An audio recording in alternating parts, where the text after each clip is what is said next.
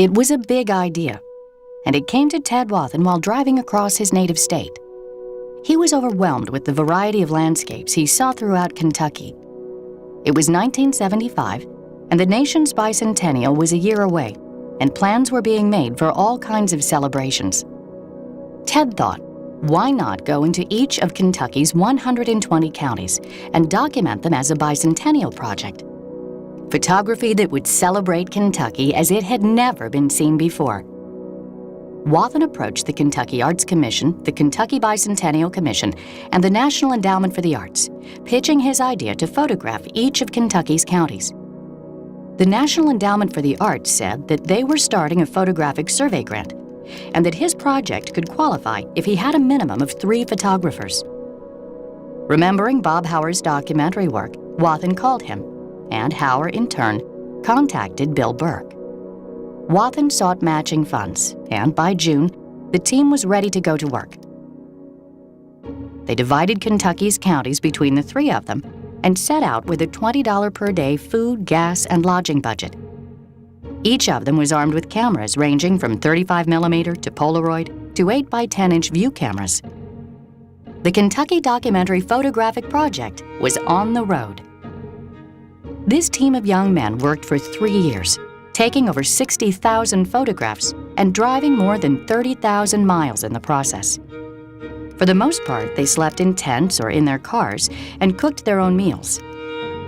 When the photography was completed, they spent a year editing over 4,000 proof prints into a 60-print show that was exhibited at the George Eastman House International Museum of Photography and Film in New York. The Eastman House show was then exhibited at the Smithsonian American Art Museum in Washington, D.C., where it is now in the Smithsonian's permanent collection. Until 2012, the project lay dormant. Then, the Fraser History Museum in Louisville revived the project and presented over 90 newly made large digital prints and gave it all a new name, Rough Road. This exhibition, Rough Road, has really exceeded our expectations because I thought that maybe some people would come in and they would question and say, why is the History Museum showing pictures of the 70s? Instead, people have come in and said, oh, look, that's what I remember. That's my mom's house. That looks like my dad. That looks like me. Well, this was a dream come true, I think, for all 3 of us, because I'm certainly at heart a documentarian, and I think that probably all 3 of us would fall into that category. For me, a picture is the most successful when it combines information, and all these pictures are about information. And one of the reasons that these big pictures work, these big, well-illuminated pictures work for me, is that they allow the viewer to come in and see the information, really look carefully at everything that's in every detail of this picture. Ted and I were talking earlier about this. Every car, every building, every hen on the hillside, every person on the porch you can see.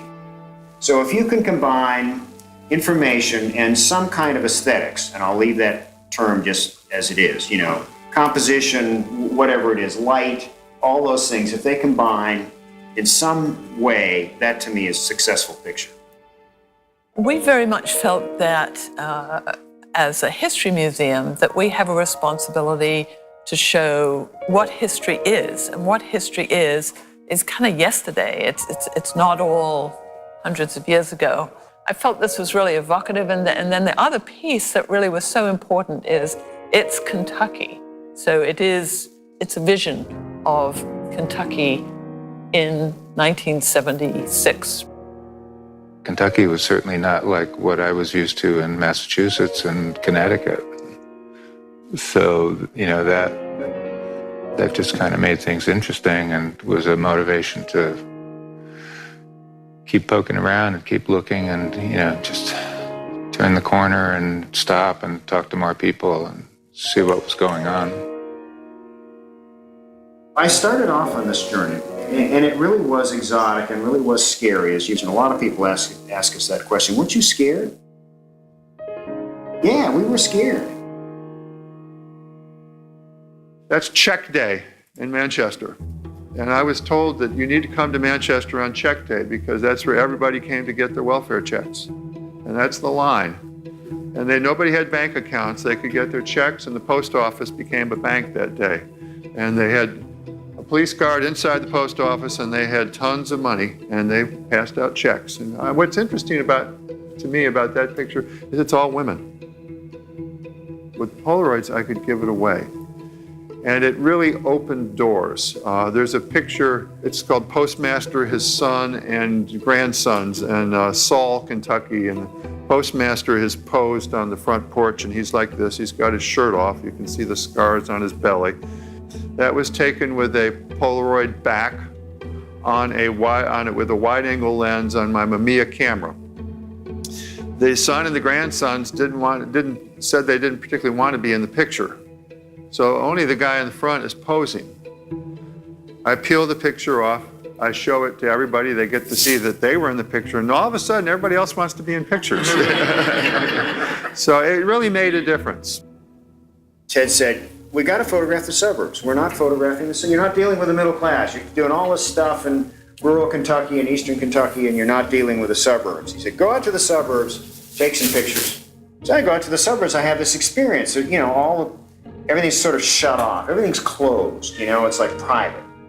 And so I'm driving around thinking, God, what am I going to do when I see this white Cadillac in the yard? And I said, okay, well, being a car nut, I said, I can relate to that. So I went up and knocked on the door. And I said, may I photograph your car? And this guy comes to the door. I think he was probably dressed almost like that. In any case, the whole inside of the house was white. The furniture, the rug, the dogs, everything was white. But I talked them into coming out onto the lawn and being photographed like that. So that was the way, that's a good illustration of kind of the way things work, is you start somewhere, you take some pictures, and that leads to other things that end up being the picture that is the sort of the keeper picture. For instance, there's a wonderful picture of somebody outside this little gas station that's the size of a postage stamp, and she's doing everything in that gas station. She's selling oil, she'll sell you gas, she's doing her mending, she's got bottles for recycling, and the place is immaculate. She has her world together. She's got it going on, but she's obviously struggling on some sense. You don't get a feeling that she thinks she's struggling, but you look and you go, man, you have no help, you're doing your mending there, and you're selling gas, and there's obviously no one around to buy the gas, so this isn't exactly a thriving thing. It's just what you do to get by, and that sense of people getting by, and it was a rough road for them. I also want to tell the story. So I told him, I said, look, I was raised a Roman Catholic. We never did anything like this. I said, I've never seen a service like this. I said, there's a real spirit in this church. And this spirit is something that's so strong that if I can capture it with my camera, I'm doing my job. I think the title is so apt in the sense it was literally a rough road to drive down lots of times. It was in some ways a rough road for the photographers because they had some obstacles, but it was a rough road for the subjects. That element of things not being so smooth is there. It's not fatal, but it's not easy. 40 years later, Ted Wathen and Bob Hauer have decided to revisit Kentucky.